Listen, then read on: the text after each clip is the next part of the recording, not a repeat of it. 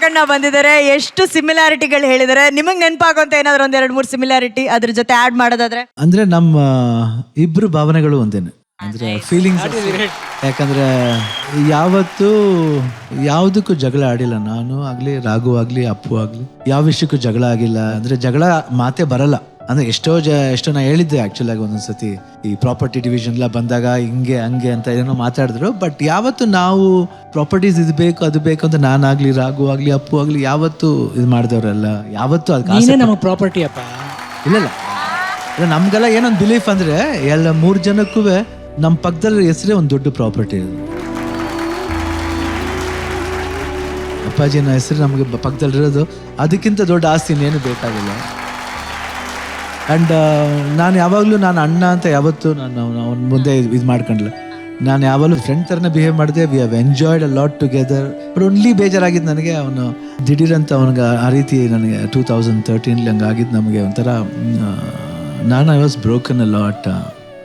ಯಾಕಪ್ಪ ಹಿಂಗೆ ನನ್ನ ತಮ್ಮನಿಗೆ ಹಿಂಗೆ ಆಗಬೇಕು ಅಂದರೆ ನನಗಿಂತ ಇಷ್ಟು ನನ್ನ ವಯಸ್ಸೇನೋ ಅವ್ರ ವಯಸ್ಸೇನೋ. ಅವಾಗ ನನಗೇನು ಸಿಕ್ತೆ ಹೇಳ 2013 I got my father in him.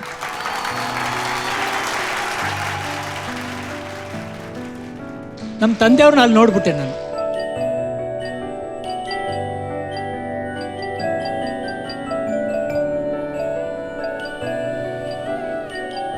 Let's take the show forward. Let's take the show. ಇದೊಂದು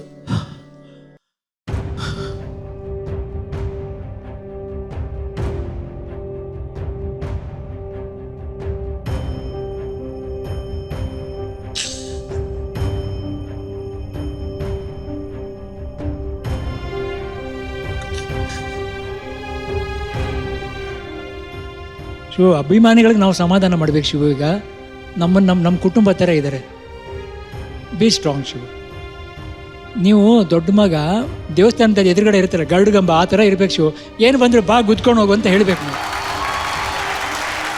ಇದು ನಮ್ಮ ತಂದೆಯವ್ರಿಗೆ ನಮ್ಮ ತಾತ ಹೇಳಿದ ಮಾತು. ದೊಡ್ಡ ಮಗ ಮನೆಗೆ ದೇವಸ್ಥಾನದ ಎದುರುಗಡೆ ಇರ್ತಾರೆ ಗರುಡಗಂಬ, ಆ ಥರ ನಿಂತ್ಕೋಬೇಕಂತೆ. ಏನು ಬಂದರೆ ಬಾ ನಾನು ದಾಟ್ಕೊಂಡು ಹೋಗಿ ನೋಡೋಣ ಅಂತ ಹೇಳ್ಬೇಕು ನೀವು. ನಿಮ್ಮ ಹಿಂದೆ ನಾವಿದ್ದೀವಿ, ನೀವು ಮುಂದೆ ನಿಂತ್ಕೊಂಡು ಅದನ್ನೆಲ್ಲ ತಡ್ಕೋಬೇಕು. ಹೇಳ್ದಂಗೆ ಅಷ್ಟು ಈಸಿ ಅಲ್ಲ ರಾಘು. ಕಷ್ಟ ಇದೆ ಶಿವ. ಫೀಲಿಂಗ್ಸ್ ಅನ್ನೋದು ಇಟ್ ಶುಡ್ ಕಮ್ ಆಫ್.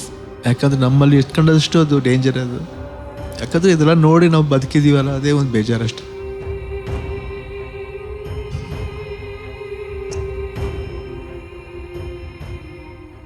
ಯಾಕಂದ್ರೆ ಆ ಟೈಮ್ನಲ್ಲಿ ನಮ್ಮ ತಾಯಿ ಇದ್ರು ರಾಘು ಹಂಗೆ ಬೇಕಾದ್ರೆ ಅವ್ರ ಜೀವ ಎಷ್ಟು ಕಷ್ಟಪಟ್ಟಿರ್ಬೇಕು, ಅದೊಂದು ನೋವು ನಮಗೆ.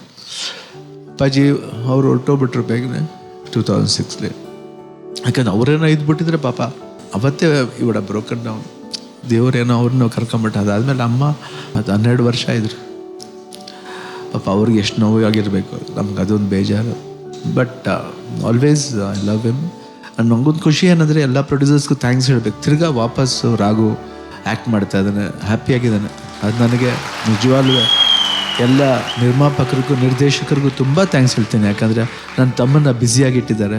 ಅವ್ನು ಬ್ಯುಸಿಯಾಗಿರಲಿ, ಹಿಂಗೇನೆ ಏನಾದ್ರು ಮಾಡ್ತಾನೆ ಇರ್ತಾನೆ, ಮಾಡಲಿ. ಅದೊಂದು ಆ್ಯಕ್ಚುಲಿ ಒಂದೊಂದು ಸತಿ ನಾವು ಯೋಚನೆ ಮಾಡ್ತೀನಿ ಏನು ಹಿಂಗೆ ಆಗೋಯ್ತಲ್ಲ ಅಂತ. But is strong by himself. Geeta ಯಾವಾಗ ಹೇಳ್ತಿರ್ತಾರೆ ರಾಘು ಚೆನ್ನಾಗಿ ಊಟ ಮಾಡಿ, ನೀವು ಚೆನ್ನಾಗಿ ಊಟ ಮಾಡಿ. ಬಟ್ ಯಾವಾಗಲೂ ಅದರಲ್ಲೂ ತಮಾಷೆ, ಹಿಂಗಿದ್ರೂ ತಮಾಷೆ ಮಾಡ್ತಾ ಇರ್ತಾನೆ.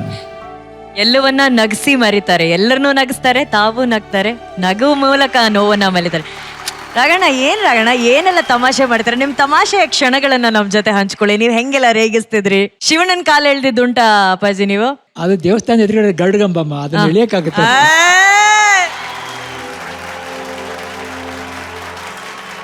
ಶಿವಣ್ಣ ಹಾಗೂ ರಾಘಣ್ಣ ಇಬ್ರಿಗೂ ಒಂದು ಕಾಮನ್ ಪ್ರಶ್ನೆ.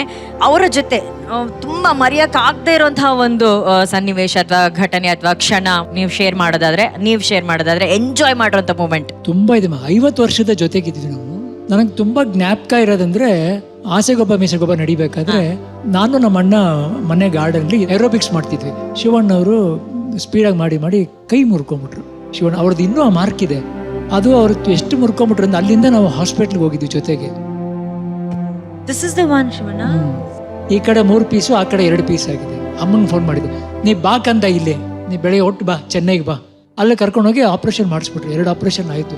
ಫಸ್ಟ್ ಮೊದಲು ಕೇಳಿದ್ದು ನಾನು ಯಾವಾಗ ಶೂಟಿಂಗ್ ಹೋಗ್ಬೋದು. ಅವರು ಒಂದು ಹಾಫ್ ಎ ಮಂತ್ ಆಗುತ್ತೆ ಅಂತ ಹೇಳಿದ್ರು. ಶಿವಣ್ಣ ಅವ್ರು ಅಂದರೆ ನಾನು ಹೇಳಿದ್ನಲ್ಲ, ಅವರು ಬಂದು ಒಂದು 2 ವಾರಕ್ಕೆ ಬಂದ್ಬಿಟ್ರು.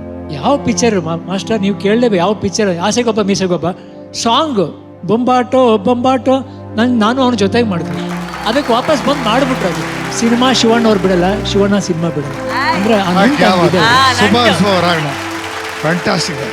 ರಾಘಣ್ಣ, ಇವತ್ತು ಅವರ ಹುಟ್ಟುಹಬ್ಬಕ್ಕೆ ನೀವು ಬಂದಿದ್ದೀರಾ. 60ನೇ ವರ್ಷದ ಹುಟ್ಟುಹಬ್ಬನ ನಾವು ಆಚರಿಸ್ತಾ ಇದೀವಿ.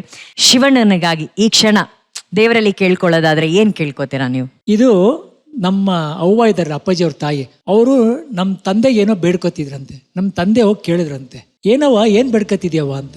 ಅದನ್ನ ನಾನು ಇವತ್ತು ಅವನಿಗೋಸ್ಕರ ಬೇಡ್ಕೊತೀನಿ. ಇದು ನಾನು ಅವನಿಗೆ ಬರ್ಡೇ ಕೂಡ ಗಿಫ್ಟ್. ಅಪ್ಪ, ಈ ರಾಘವೇಂದ್ರ ರಾಜ್ಕುಮಾರ್ ಏನಾದರೂ ಒಳ್ಳೇದು ಮಾಡಿದ್ರೆ ನಾನು ಹುಟ್ಟಿದಾಗ್ಲಿಂದ ಅದಕ್ಕೆ ಏನಾದ್ರು ಕೊಡ್ಬೇಕು ಅಂತ ಇರ್ತೀಯ, ನನಗೆ ಬಹುಮಾನನೋ ಒಳ್ಳೇದು ವರ ಕೊಡ್ಬೇಕು, ಅದು ನಮ್ಮ ಅಣ್ಣಂಗೆ ಕೊಟ್ಬಿಡಪ್ಪ. ಅವನು ಏನಾದರೂ ತಪ್ಪುಗಳು ಮಾಡಿದ್ರೆ ಅದಕ್ಕೆ ಶಿಕ್ಷೆ ಕೊಡಬೇಕು ಅಂತಿದ್ರೆ ಅದು ನನಗೆ ಕೊಟ್ಬಿಡಪ್ಪ. ಇದಿಷ್ಟೇ ನನ್ನ ಬೇಡಿಕೆ, ಬೇರೆ ಏನೂ ಇಲ್ಲ. ಆ ಸ್ವೀಟ್ ರಾಘಣ್ಣ. ಈ ಸಹೋದರರನ್ನ ನೋಡಿದಾಗ